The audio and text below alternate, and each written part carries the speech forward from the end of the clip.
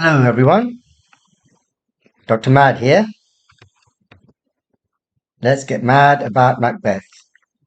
So in this video we're going to look at Act 2 Scene 3, and the summary is that it begins with the porter scene. So I'll put that into quotes because it's a very famous scene in literature and you'll see why later on. The murder is discovered. Macbeth and Lady Macbeth pretend to be horrified. Malcolm and Donalbain run away because they are worried that people might think they did it, and because they are afraid that they may be the next targets. So let's listen to the scene first of all.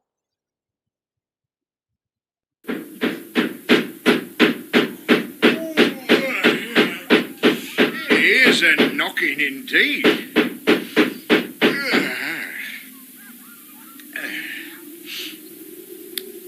If a man were porter of Hellgate, he should have old turning the key. Knock, knock, knock. Who's there in the name of Beelzebub? Oh, here's a farmer that hanged himself on the expectation of plenty. Come in time, server, have napkins and how about you? Here, you'll sweat for it. Knock, knock. Who's there in the other devil's name? Faith, he's an equivocator that could swear in both the scales against either scale, who committed treason enough for God's sake, yet could not equivocate to heaven. Oh, come in, equivocator. Knock, knock, knock. Who's there? Faith, here's an English tailor come hither for stealing out of a French hose. Come in, tailor. Here you may roast your goose. Knock, knock. Never at quiet. What are you? This place is too cold for hell. I'll devil porter it no further.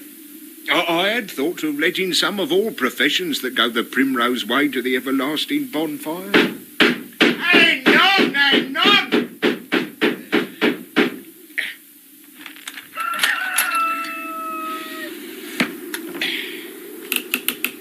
I pray you remember the porter. Was it so late, friend, ere you went to bed that you do lie so late? Oh, faith, sir, we've been carousing till the second cock, and drink, sir, is a great provoker of three things. Well, what three things does drink especially provoke?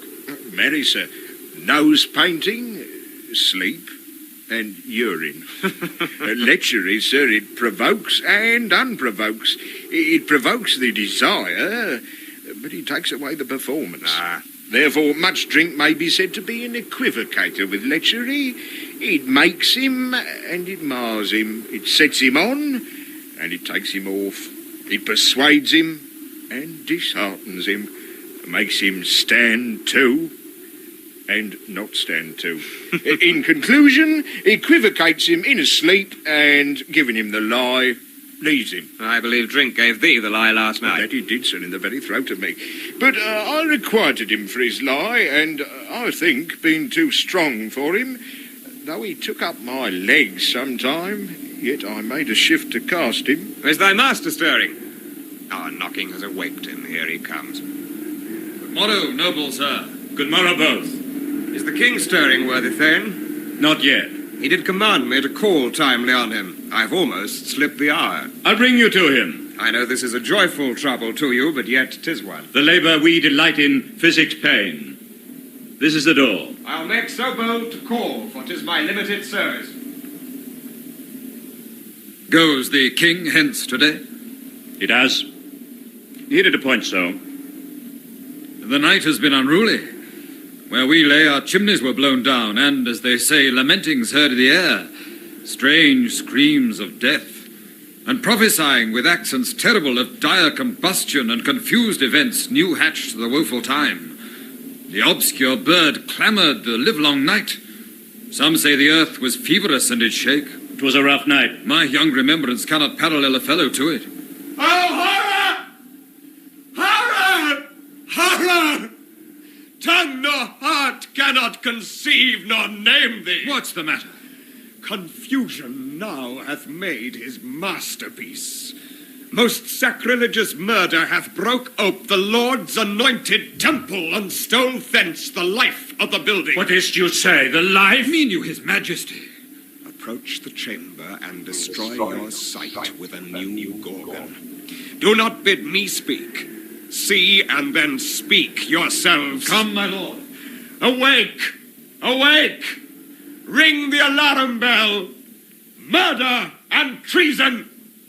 Banquo and Donalbain! Malcolm, awake! Shake off this downy sleep, death's counterfeit, and look on death itself. Up, up, and see the great doom's image. Malcolm, Banquo, as from your graves, rise up and walk like sprites to countenance this horror. What's the business that such a hideous trumpet calls to parley the sleepers of the house? Speak! Speak! O gentle lady, 'tis not for you to hear what I can speak. The repetition in a woman's ear would murder as it fell. Oh, Banquo, Banquo, our royal masters murdered. Alas! What, in our house? Too cruel anywhere. Dear Duff, I prithee contradict thyself and say it is not so. Had I but died an hour before this chance, I had lived a blessed time. For from this instant there's nothing serious in mortality. All is but toys. Renown and grace is dead. The wine of life is drawn, and the mere lees is left this vault to brag on. What is amiss? You are and do not know it. The spring, the head, the fountain of your blood is stopped. The very source of it is stopped. Your royal father's murdered. By whom? Those of his chamber, as it seemed, had done. Their hands and faces were all badged with blood. So were their daggers, which unwiped we found upon their pillows. They stared and were distracted. No man's life was to be trusted with them. Oh, yet I do repent me of my fury that I did kill them. Wherefore did you so? Who can be wise, amazed, temperate and furious, loyal and neutral in a moment? No man. The expedition of my violent love outran the pauser, reason. Here lay Duncan, his silver skin laced with his golden blood, and his gashed stabs looked like a breach in nature for ruin's wasteful entrance. There the murderers, steeped in the colours of their trade, their daggers unmannily breached with gore. Who could refrain that had a heart to love, and in that heart courage to make his love known? Help me, handsome. Look to the lady! You lady. Why do we hold our tongues, that most may claim this argument for ours? What should be spoken here, where our fate hid in an auger hole may rush and seize us? Let's away, our tears are not yet brewed. All our strong sorrow upon the foot of motion. Look to the lady! And when we have our naked frailties hid that suffer in exposure, let us meet and question this most bloody piece of work to know it further. Fears and scruples shake us. In the great hand of God I stand, and thence against the undivulged pretense I fight of treasonous malice. And so do I. Let's briefly put on manly readiness and meet in the hall together. What will you do, Donalbain? Let's not consort with them. To show an unfelt sorrow is an office which the false man does easy. I'll to England. To Ireland, I. Our separated fortune shall keep us both the safer. Where we are, there's daggers in men's smiles. The near in blood, the nearer bloody. This murderous shaft that shot hath not yet lighted.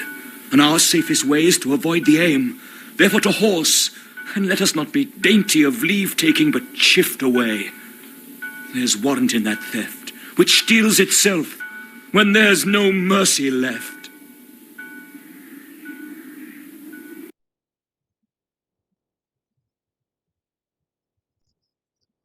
Okay, so I hope you enjoyed listening to that scene. So there's the summary again. You can read through that yourselves if you want to. But let's now go through the scene. But this bit here, as I mentioned, the porter scene, we're not going to go through it in detail. It's not really required at GCSE level. Basically, Shakespeare puts this scene in for two reasons. If you're aiming for the grade 4-5, you really can just skip this bit, okay? If you're aiming a bit higher, grade 7 and above, you can say, depending on the question, if it's relevant, that this scene serves two purposes. Number one, it's meant to be a comic scene, a funny scene. So it gives a bit of relief to the audience because obviously this is quite a very dark play. And also gives the actors time to change, to rest.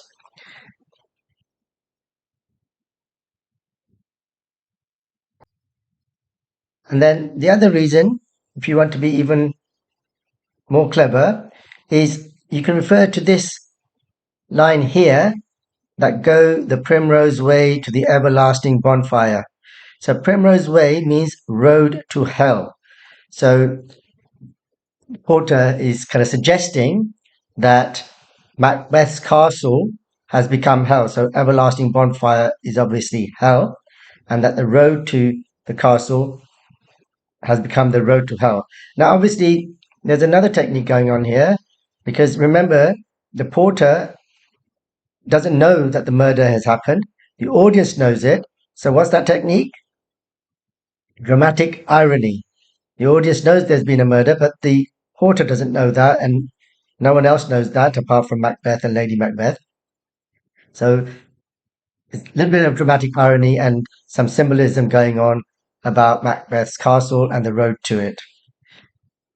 And then Macduff and Lennox enter, and they have this exchange. So this bit here is meant to be a bit funny. It's a bit rude.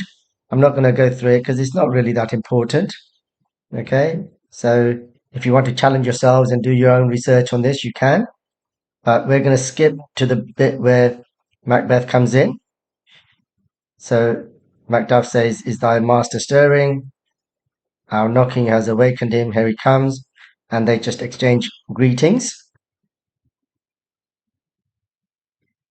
And then this bit here also we can just kind of skip really. They're just exchanging pleasantries. Macduff says, "I was told to call on him." Okay. And he asks permission to go and call on Duncan. And then if we skip to the next scene, or the next page, I should say. So here, Shakespeare is using personification. So Lennox says the night has been unruly. There's a huge storm. The chimneys were blown down. Lamentings means cries of grief. Strange screams of death. The obscure bird means the owl. Okay. So Shakespeare is using personification, and in particular this line here, some say the earth was feverish and did shake. So in other words, the killing of Duncan is such a momentous thing that the earth itself, nature, God has been offended. Whole earth is shaking. Maybe even an earthquake, you could say. Okay.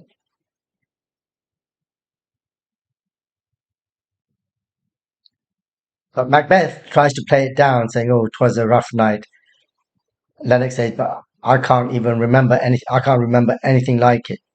And now Macduff enters, and he's discovered the murder, and he's so shocked that all he can use is exclamations and this repetition of the word horror. Tongue nor heart cannot conceive nor name thee. So he's saying, I can't put into words what I've seen. So Macbeth and Lennox both together say, "What's the matter?" And here Shakespeare uses a metaphor so the Lord's anointed temple is basically King Duncan, because remember, he is God's representative on earth, and stole thence the life of the building. So taken the life away from the body, the soul from the body. And Macbeth says, "What? His life?" And Lennox says, "You mean he's the king?" And Macduff says, "Go to the room and see for yourself." So this new Gorgon means monster. It's really referring to ancient Greek mythology. Gorgons were the sisters who had snakes for hair, and anybody who looked on them was turned to stone. So remember, as I've said before, Shakespeare uses three main sources for his imagery: the Bible, ancient Greek mythology, and ancient Roman history. So Macbeth and Lennox leave, and Macduff carries on shouting, "Awake, awake, murder and treason," and then he calls on all the different people to wake up.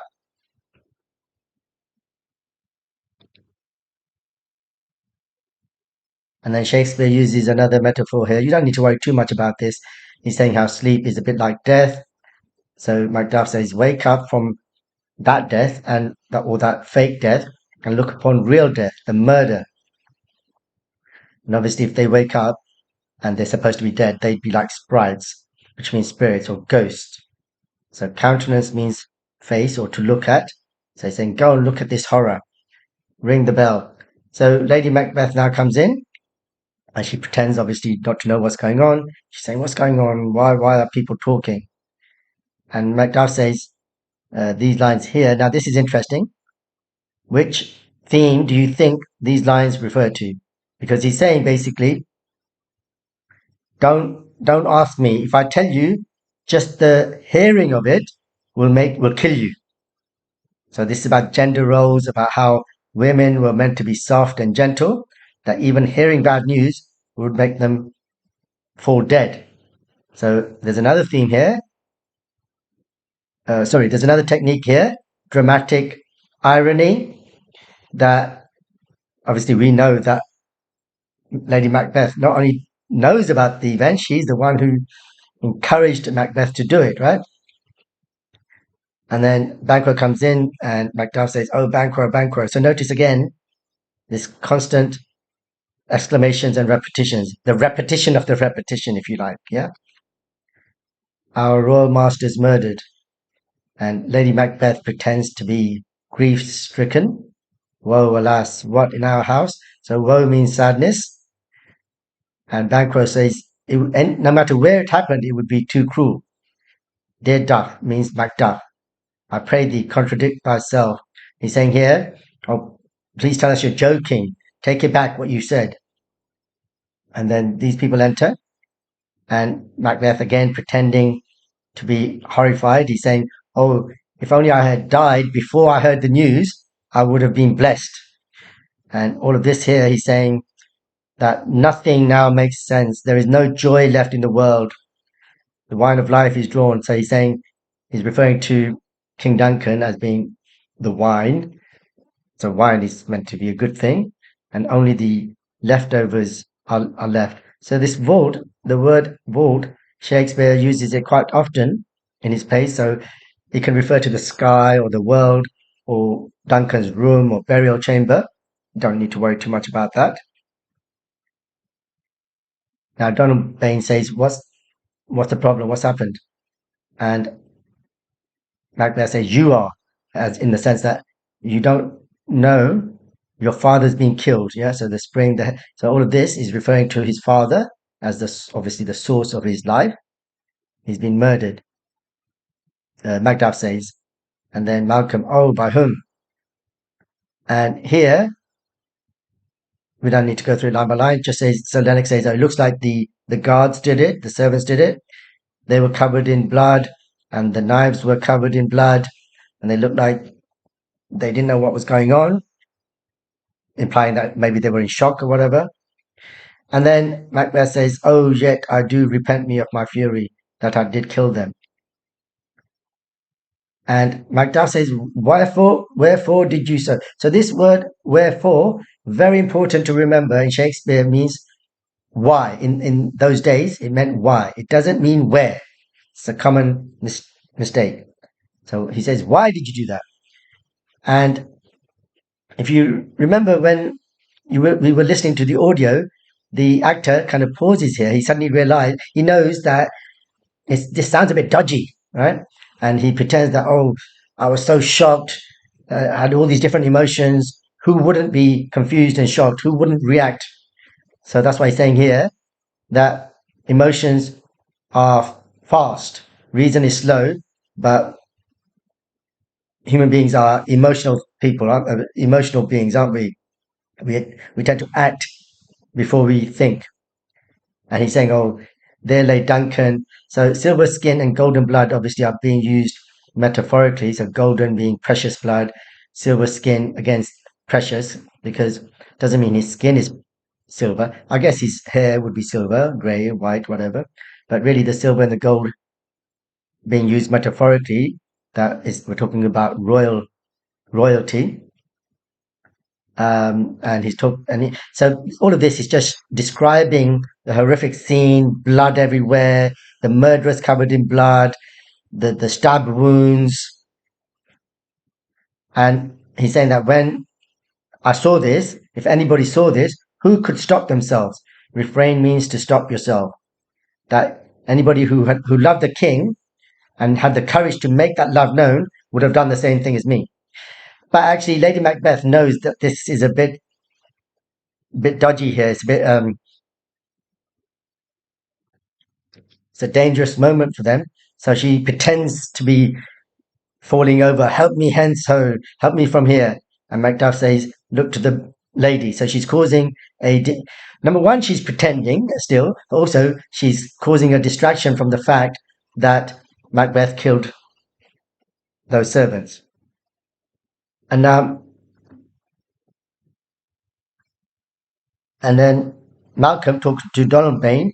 This line's a bit confusing, but basically he's saying, "Why are we being quiet? We should be making our argument, or other people may make our argument for us, may put words in our mouth or whatever." Okay, and similarly, this whole thing is a bit confusing. There's no need to go into this, but basically saying there's not much we can say. We're in great danger, and we need to get away. Let's away. And this bit here is saying, our tears are not yet brewed, nor our strong sorrow. So he's saying that our tears will come later. And Malcolm says, yes, our sorrow will also come later. And then Banquo again says, look to the lady. So she's carried out. And then he says that let's kind of take a break and compose ourselves, because at the moment we're emotional. So again, this is about gender roles. Men are meant to be strong and so on. So he's saying, let's go and compose ourselves, and then we'll come back and talk about this. And here he makes it clear that at the moment their fear is kind of shaking them, but he makes it clear that I stand with God and or on God's side, and that I'm going to fight against whoever committed this treason. Okay? And Macduff says the same thing, and me, and everybody says it. And then Macbeth says, he kind of repeats what Banquo said, let's go and pull ourselves together and then meet in the hall. And they all agree, and they all exit, and just Malcolm and Donald Bain left. So Malcolm says, no, we're not going to go to this meeting. It's easy for people to pretend that they're sorry, false people. They're very good at acting. I'm going to England. And Donald Bain says, I'm going to go to Ireland. And he's saying that if we're separate, it's a bit safer. If we're together, they can kill us at the same time. If we're separate, then at least one of us can survive. And this line here is very important. There's daggers in men's smiles. What technique is that? And what theme is that? A metaphor and appearance and reality. He's saying when people smile, quite often they're just getting ready to stab you in the back. And he's saying that the nearer they are, quite often, the more dangerous they are. And Malcolm says, yeah, so another metaphor here, that somebody has shot this arrow, they've killed Duncan, but the arrow has not yet done its work. It hasn't yet finished. And we need to get out of its way. Therefore, to horse. Let's go to our horses and run away. Let's not kind of waste time and be gentle about it. Let's steal away. But he says that in this case, there's justification in stealing away when there's no mercy left, when people can kill you the next moment. Okay, so long scene, sorry about that. But here are some key quotations. And just to make sure that you are thinking about it, here are some questions. All right. So pause the video now and answer these questions. Write them down. If you struggle, you need to go back and listen to the video again because I did give you these answers. And then when you're ready, you can go to the next slide where the answers are. So I'm going to go to the next slide now. So there are your answers. If you struggled with that, you need to go back and revise it and see you in the next scene.